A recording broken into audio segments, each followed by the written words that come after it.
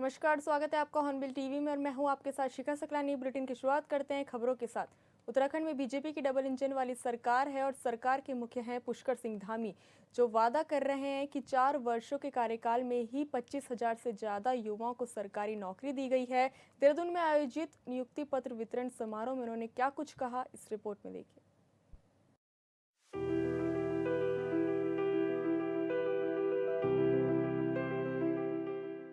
देहरादून में समीक्षा अधिकारी और सहायक समीक्षा अधिकारी के साथ ही शिक्षा विभाग में चयनित सहायक अध्यापक को नियुक्ति पत्र वितरण किया गया, जिसमें बतौर मुख्य अतिथि मुख्यमंत्री पुष्कर सिंह धामी ने शिरकत की। इस दौरान स्वास्थ्य एवं शिक्षा मंत्री धन सिंह रावत, बीजेपी प्रदेश अध्यक्ष महेंद्र भट्ट सहित विधायक विनोद चमोली भी मौजूद रहे।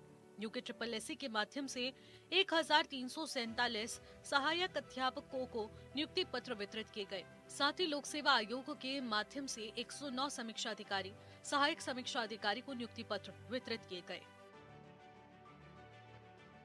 तो भाइयों बहन, आज हम इसके साथ 1347 जो चयनित हमारे सहायक अध्यापक हैं उनको भी नियुक्ति पत्र देने जा रहे हैं।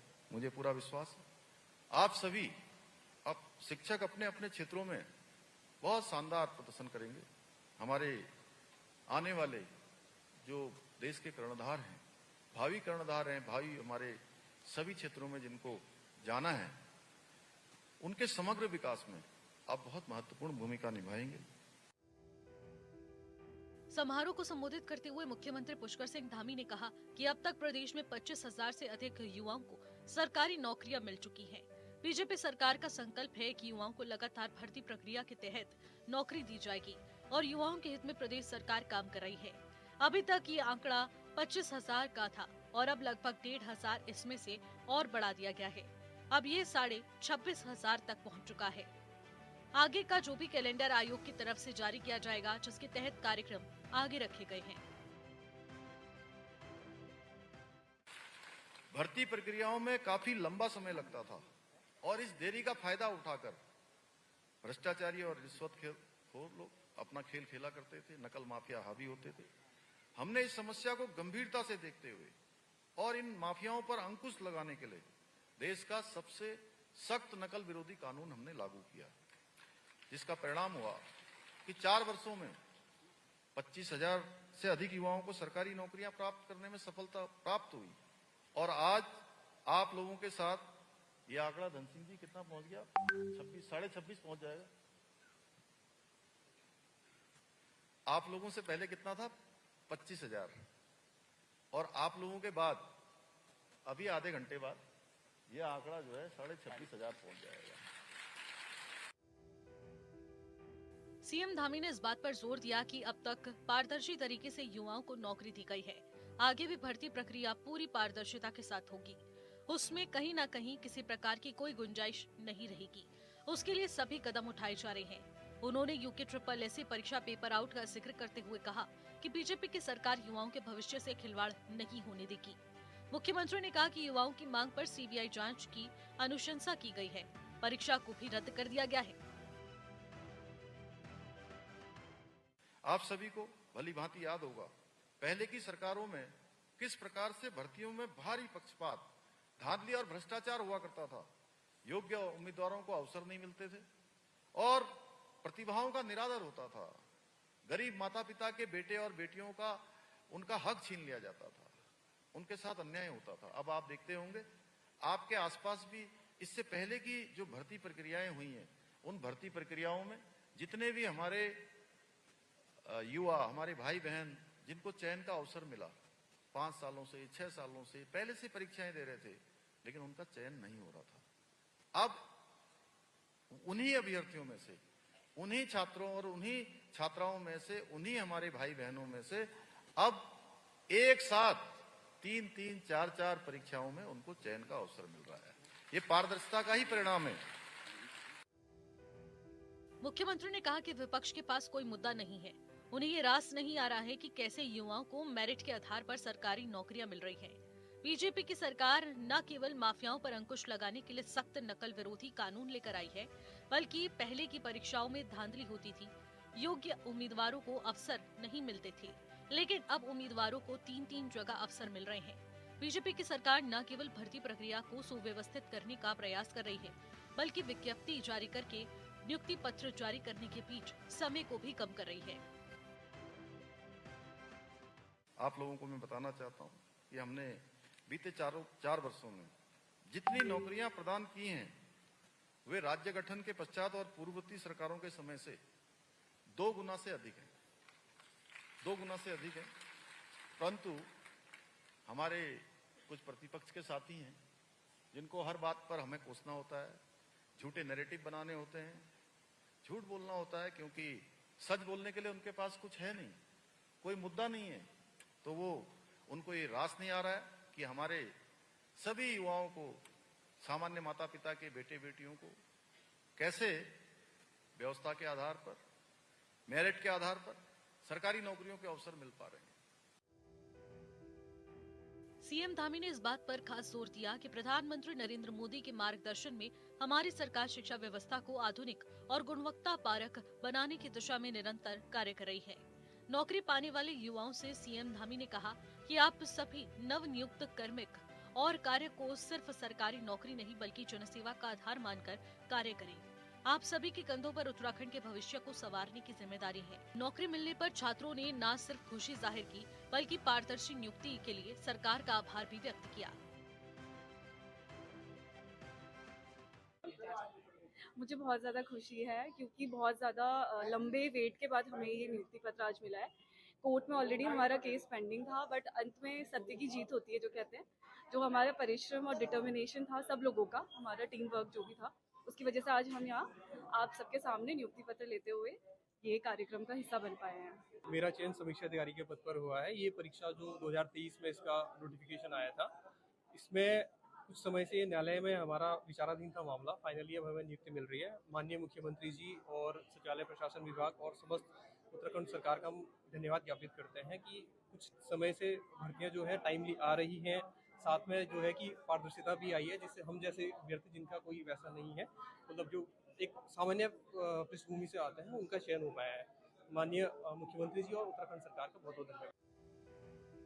किसी भी राज्य की शासन व्यवस्था का आधार प्रशासनिक तंत्र होता है। सचिवालय में ही विकास योजनाओं को धरातल पर उतारने का दायित्व होता है।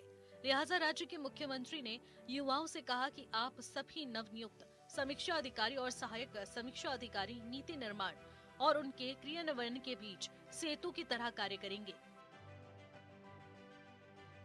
Bureau report, hornbill TV. मुख्यमंत्री पुष्कर सिंह धामी ने कहा कि राज्य के सांस्कृतिक मूल्य और जनसंख्या स्वरूप में कोई बदलाव न हो, ये हमारा संकल्प है और इसी दिशा में सरकार निरंतर कार्य कर रही है। उन्होंने सभी जिलाधिकारियों को स्पष्ट निर्देश दिए हैं कि फर्जी राशन कार्ड, आधार कार्ड या बिजली कनेक्शन के मामलों में सख्त कार्रवाई की जाए। मुख्यमंत्री ने कहा कि जिन अधिकारियों ने अपने दायित्वों के दौरान गैर कानूनी तरीके से ऐसे लोगों को लाभ पहुंचाया है, उनके खिलाफ भी कार्रवाई होगी। इस संबंध में लगातार समीक्षा की जा रही है और पचवदून क्षेत्र से मिली शिकायतों की भी जांच जारी है।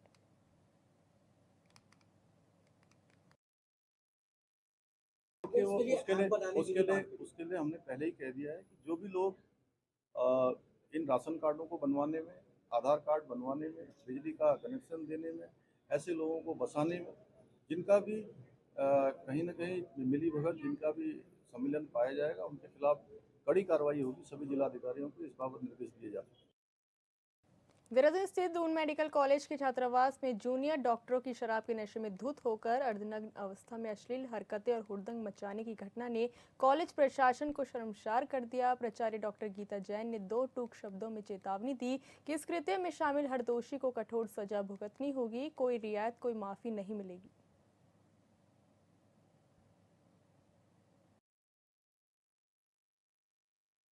नहीं, प्रशासन ने, मेडिकल कॉलेज ने इसको मामले को बहुत गंभीरता से लिया है और किसी भी तरह की हुलिगनिज्म जो है वो मेडिकल कॉलेज बर्दाश्त नहीं करेगा।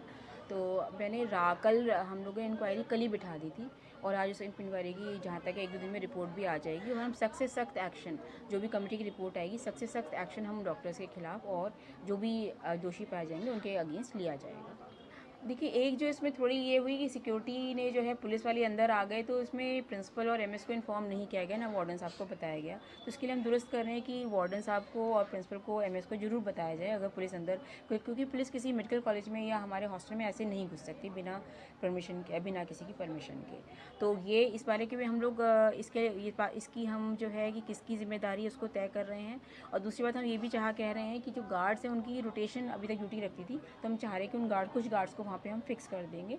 और दूसरी बात, जो भी इसमें दोषी पाए जाएंगे उनके खिलाफ सख्त से सख्त जो भी निर्णय होगा वो लिया जाएगा और सख्त से सख्त कार्रवाई उनके अगेंस्ट की जाएगी। प्रदेश में बड़ी संख्या में हुए आईएएस अधिकारियों के तबादले के बाद नैनीताल में नवनियुक्त जिलाधिकारी ललित मोहन रयाल ने कार्यभार ग्रहण किया। इस मौके पर नवनियुक्त जिलाधिकारी ललित मोहन रयाल ने कहा कि उनकी प्राथमिकता सरकार की विकास योजनाओं को आम जनता तक पहुंचाना होगा। जिले भर में चल रहे विकास कार्यों को तेजी से पूरा कराया जाएगा। पारदर्शिता को विशेष ध्यान दिया जाएगा। साथ ही नैनीताल की लोअर माल रोड का ट्रीटमेंट समय से पूरा करने के लिए संबंधित एजेंसी को निर्देश दिए जाएंगे।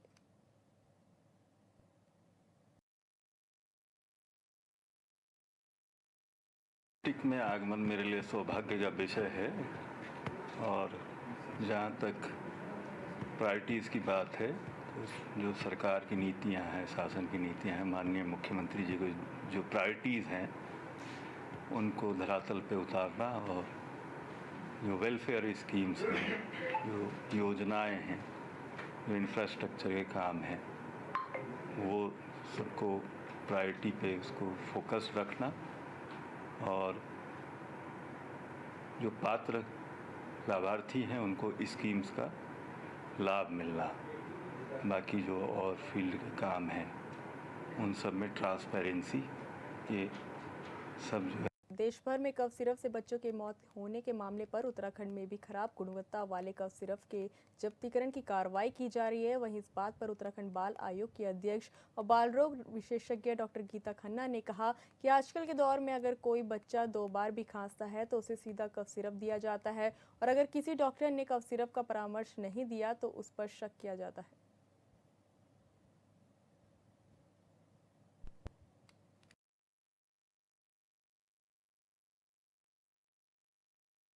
बच्चे ने, और खास तौर पे आजकल बस बच्चे ने 2 बार खांसा तो कॉफ सिरप चाहिए, चाहे वो थोड़ा अप फ्रंट है प्राइवेट डॉक्टर के पास जाए या वो सरकारी में। अगर डॉक्टर साहब ने कॉफ सिरप नहीं दिया तो फिर डॉक्टर साहब फेल हैं या माता पिता नाराज हो जाते हैं। इसलिए, और वायरल बहुत होने लगा है, प्रदूषण की वजह से खांसी का इंसिडेंस बढ़ गया है, कॉफ सिरप्स की सेल भी बढ़ गई है। डेक्स्ट्रोमिथोरफन छोटे बच्चों के लिए नहीं होता, और पहले जो कॉफ सिरप छोटे बच्चों के लिए होते थे उनमें से ज्यादातर फॉलकोडीन जैसे जो सब्सटेंस थे वो बैन पहले ही हो चुके हैं। अब कॉफ सिरप मिलने के नाम पे हमें जो सप्रेसेंट है, कॉफ सप्रेसेंट सिर्फ डेक्स्ट्रोमिथोरफन वाला है, और वो 2 साल से कम के बच्चों को एक तो देना नहीं चाहिए, पहली बात। लेकिन जो जिनसे मौत हुई है, जो सैंपल फेल हुए हैं, उसमें जो प्रिजर्वेटिव था वो बहुत डेंजरस और टॉक्सिक था। तो बनाने वाले की गलती है, लिखने वाले की नहीं है। दूसरी बात, खाली लिखने से कोई कॉफ सिरप नहीं पिला रहा है। आप कहिए 2 ml पिलाना है, वो 2 चम्मच पिलाएंगे। आप कहिए कि 2 साल से ऊपर के बच्चे को ही देना है, लेकिन वो जाके घर में छोटे बच्चे को खांसी है उसको भी पिला देंगे। तो ये सेल्फ मेडिकेशन से भी होता रहता है। काशीपुर में हिंसा के बाद प्रशासन की सख्ती अब खुद सरकार पर भारी पड़ती दिख रही है। कांग्रेस ने धामी सरकार को घेरते हुए धारा 163 को तुरंत हटाने की मांग तेज कर दी है। कांग्रेस का कहना है कि अधिकारियों की मनमानी ने अब निर्दोष जनता को बंधक बना दिया है। जिस क्षेत्र में धारा 163 लागू की गई है वहां की आबादी करीब 18,000 है, जबकि पुलिस के मुताबिक इस हिंसा में शामिल लोग केवल 400 से 500 थे। बावजूद इसके पूरे इलाके को शाम 7 बजे से सुबह 7 बजे तक बंद किया गया है। कांग्रेस का सवाल है कि आखिर किसके इशारे पर इतनी बड़ी आबादी को कैद जैसे माहौल झेलना पड़ रहा है। कांग्रेस नेताओं का कहना है कि दिवाली जैसे बड़े त्योहार पर व्यापारी और आम लोगों की आजीविका पर बुरा असर पड़ रहा है।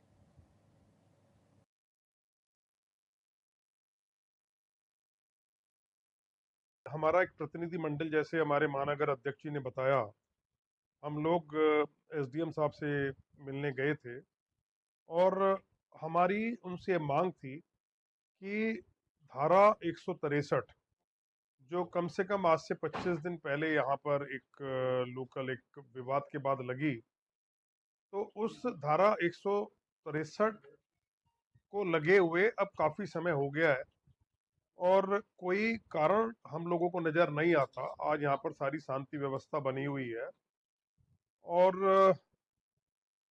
163 के बाद शाम को 7 बजे से सब लोगों को यहाँ पर असुविधा हो रही है। लोगों का मेडिकल रिलेटेड दवाई से संबंधित काम होता है। हमने ये भी बात रखी कि भाई ये त्योहारों का सीजन है और हर वर्ग के लोग दिवाली जैसे बड़े त्योहार में शिरकत करते हैं, कुछ व्यापारिक रूप से करते हैं और उन लोगों को मुख्यमंत्री पुष्कर सिंह धामी के आदेशों को अधिकारी कितनी गंभीरता से लेते हैं, इसका उदाहरण चंपावत जिले के लोहाघाट में देखा जा सकता है। मुख्यमंत्री धामी के द्वारा 31 अक्टूबर तक प्रदेश की सड़कों को गड्ढा मुक्त करने के निर्देश दिए हैं। मुख्यमंत्री के द्वारा दिए गए निर्देशों को उनके ही जिले चंपावत में अधिकारी कितनी गंभीरता से ले रहे हैं, इसका उदाहरण लोहाघाट के एनएच कार्यालय के सामने पड़े राष्ट्रीय राजमार्ग के गड्ढों और सड़क की बदहाली से जाना जा सकता है। लोगों ने कहा कि लोहाघाट घाट राष्ट्रीय राजमार्ग में एमजे होटल से लेकर मरोड़ा खान तक राष्ट्रीय राजमार्ग पूरी तरह से गड्ढों से पट पड़ा है।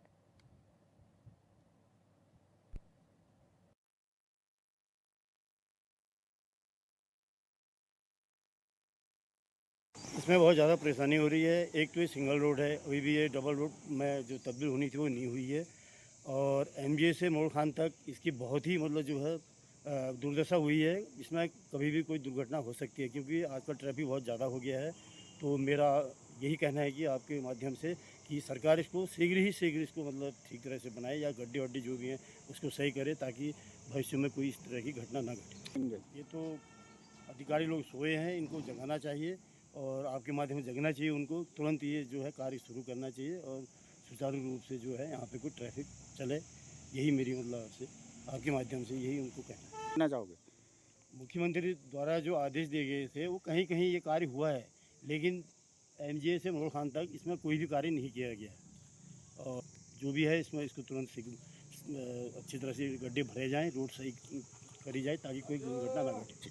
टीवी, समाचार पत्रों और सोशल मीडिया के माध्यम से हमें यह मालूम पड़ा कि माननीय मुख्यमंत्री जी के द्वारा गड्ढा मुक्त प्रदेश बनाने की मांग की थी, लेकिन बड़ा अफसोस है। मैं तो सोचूंगा कि भारतीय जनता पार्टी केवल अखबारों तक का, समाचारों तक का ही सीमित रहती है अपनी, लेकिन आज सबसे बड़ी दुर्दशा एनएच की हुई है। आप जहाँ पे एनएच का मुख्य कार्यालय है लोहाघाट के अंदर, वहाँ से लेकर मरोड़ा खान तक जो रोड की हालत है, कोई भी भयंकर दुर्घटना वहाँ पर हो सकती है। ये तो एनएच का मामला है क्योंकि इसमें लगातार कार्यदायी संस्था रहती है, लेकिन उन लोगों को अपने मुंह के आगे गड्ढाएं देखते हैं। माननीय मुख्यमंत्री की जो 31 अक्टूबर तक का जो घोषणा थी कि गड्ढा मुक्त प्रदेश बनाएंगे, मुझे तो नहीं लगता इसमें कोई कार्रवाई हुई।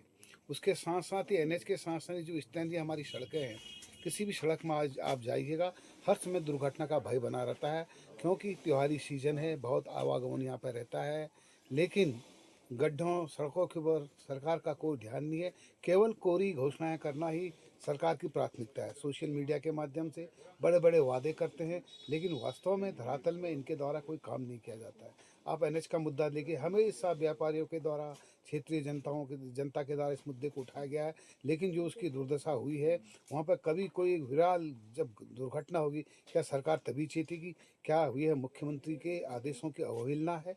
क्यों क्या मुख्यमंत्री को ये झूठा घोषित करने की कोशिश विभागीय द्वारा की जा रही है? लक्ष्मण भैया, पहले आपके चैनल के माध्यम से माननीय मुख्यमंत्री को धन्यवाद प्रेषित करते हैं कि माननीय मुख्यमंत्री जी चंपावत डिस्ट्रिक्ट और पूरे उत्तराखंड के लिए चिंतित रहते हैं और उनके द्वारा निर्देशित किया गया है एनएच खंड को कि हमारी सड़कें 31 अक्टूबर तक गड्ढा मुक्त हो जाएं। उसके बावजूद भी अधिकारी वर्ग कुछ बेलगाम हो रहे हैं और एमजे होटल से मरोड़ा खान तक की जो स्थिति है, जो हमारा एनएच हाईवे है, तो वहाँ पर एनएच का खुद का कार्यालय है, वहाँ पर उनके सामने भी गड्ढे अभी तक भरे नहीं गए हैं और गड्ढे हो रहे हैं और हर समय दुर्घटना का अंदेशा बना रहता है। इसलिए सभी लोगों की अपील है और माननीय मुख्यमंत्री जी का निर्देश भी है कि 31 अक्टूबर तक गड्ढा मुक्त किया जाए और मेरे ख्याल से अब अधिकारियों के कानों में जरूर रहेंगी और डीएम साहब हमारे अच्छे आए हैं और दिन रात मेहनत कर रहे हैं जिले के लिए, तो कुछ समय पश्चात सड़कें गड्ढा मुक्त हो जाएंगी और एनएच खंड आप देख रहे हैं 16 की हालत, 16 डेंजर जोन, तो अब ये समय समय की बात है। माननीय मुख्यमंत्री जी इस ज़िले के लिए बहुत चिंतित रहते हैं और मुझे यह विश्वास है कि कुछ समय पश्चात चंपावत जनपद की सड़कें गड्ढा मुक्त भी होंगी और सभी यात्री सुरक्षित अपनी यात्रा भी करेंगे। चंपावत के लोहाघाट को हेली सेवा से जोड़ने और पर्यटन को बढ़ावा देने के उद्देश्य से सरकार के द्वारा लोहाघाट के प्रसिद्ध पर्यटन स्थल एबट माउंट में लाखों रुपए की लागत से हेलीपैड का निर्माण करवाया गया था। हेलीपैड का निर्माण कार्य भी पूरा हो चुका है और हेलीपैड बदहाल हालत में भी पहुंच गया है। शासन प्रशासन और जनप्रतिनिधियों के द्वारा हेलीपैड की सुध नहीं ली जा रही। निर्माण कार्य पूर्ण होने के बावजूद अभी तक हेली सेवा संचालित नहीं की गई, जिस कारण क्षेत्रवासियों में गहरी नाराजगी है। लगभग 1.5 साल होने के बावजूद अभी तक यहां से कोई भी हेली सेवा संचालित नहीं की जा रही और अब हेलीपैड क्षतिग्रस्त होता जा रहा है।